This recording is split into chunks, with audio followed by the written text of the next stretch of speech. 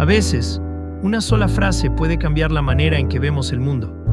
Quien necesita ser guiado por un pastor solo puede tener la inteligencia de un borrego. Esta poderosa cita de Nietzsche nos confronta directamente.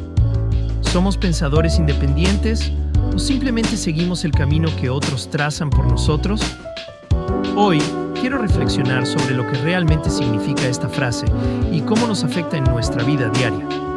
Porque al final del día, ¿estamos siendo libres o estamos eligiendo ser parte del rebaño? Sección 1. La crítica de Nietzsche al rebaño.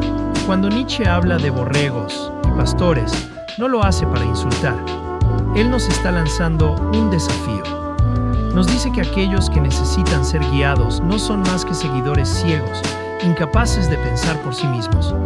El pastor representa a la autoridad, ya sea un político, un líder religioso o incluso las modas y tendencias que seguimos sin cuestionar. Y aquí viene la pregunta clave. ¿Cuántas veces en nuestras vidas hemos sido esos borregos? Yo mismo me he dado cuenta de que en más de una ocasión he seguido ideas que ni siquiera me había tomado el tiempo de pensar. Es como si estuviera actuando en piloto automático. Pero Nietzsche nos invita a despertar, a dejar de ser autómatas y empezar a ser dueños de nuestros pensamientos.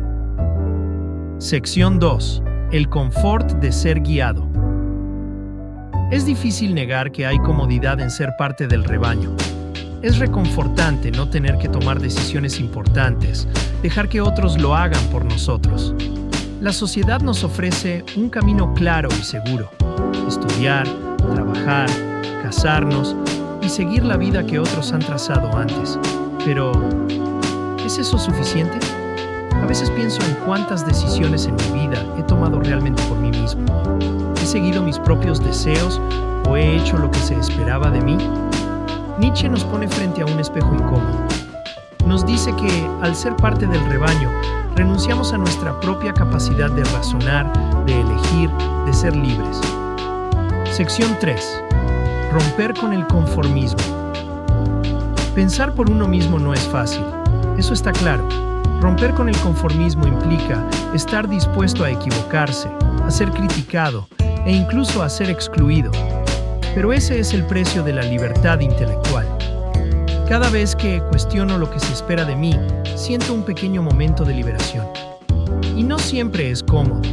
De hecho, puede ser solitario, porque no todo el mundo está dispuesto a dejar el rebaño. Pero, aunque sea difícil, es en estos momentos donde realmente empezamos a vivir con autenticidad. Es cuando nos atrevemos a pensar por nosotros mismos que comenzamos a construir una vida que nos pertenece. Porque si seguimos las huellas de otros, nunca sabremos lo que realmente somos capaces de lograr. Sección 4. El costo de ser auténtico. La autenticidad tiene un costo. Vivir de acuerdo a nuestras propias convicciones puede significar ir en contra de las expectativas sociales, y eso no siempre es fácil de manejar. Hay momentos en los que incluso me pregunto si vale la pena. Pero luego recuerdo que, al final del día, lo que más valor tiene no es la aprobación de los demás, sino la paz interna de saber que estoy siendo fiel a mí mismo. No es fácil, lo sé, pero he aprendido que vivir de acuerdo con las expectativas de otros puede ser más doloroso que soportar la incomodidad de ser auténtico. Porque cuando renunciamos a nuestra autenticidad, perdemos algo esencial de nosotros mismos. Sección 5. La libertad es un riesgo. La libertad asusta.